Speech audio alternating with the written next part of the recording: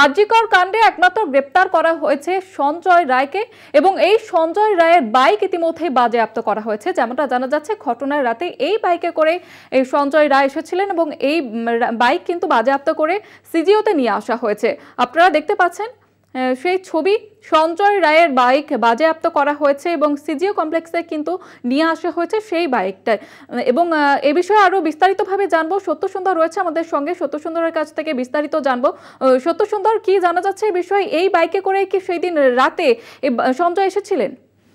দেখো, সঞ্জয় রায়ের বাইক এর আগেই বাজেয়াপ্ত করেছিল কলকাতা পুলিশ এবং যে সেই বাইকটিতে চড়েই তিনি ওই ঘটনার দিন অর্থাৎ 9ই অগাস্ট তিনি আর.জি. কর মেডিকেল কলেজ হাসপাতালে পৌঁছেছিলেন এবং সেখান থেকে তার পরের দিন ভোরবেলা তিনি বেরিয়ে গিয়েছিলেন। এমনটা কিন্তু সিবিআই এর কাছে সূত্র মারফত তারা জানতে পেরেছে এবং সেই সূত্রের ভিত্তি হলো যে সিসিটিভি ফুটেজ রয়েছে সেখান থেকেও কিন্তু এই সংক্রান্ত পারিপার্শ্বিক তথ্য প্রমাণ পাওয়া গিয়েছে।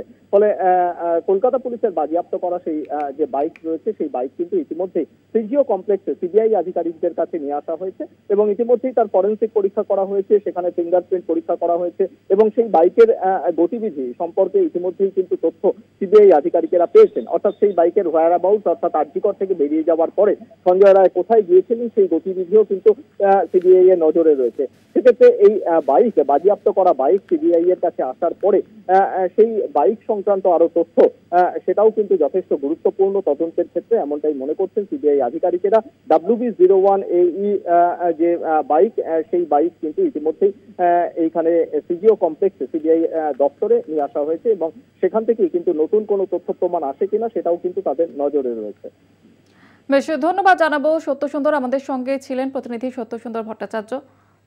সঞ্জয় রায়ের বাইক বাজেয়াপ্ত এবং সেই বাইকটি সিজিও কমপ্লেক্সে নিয়ে আসা হয়েছে।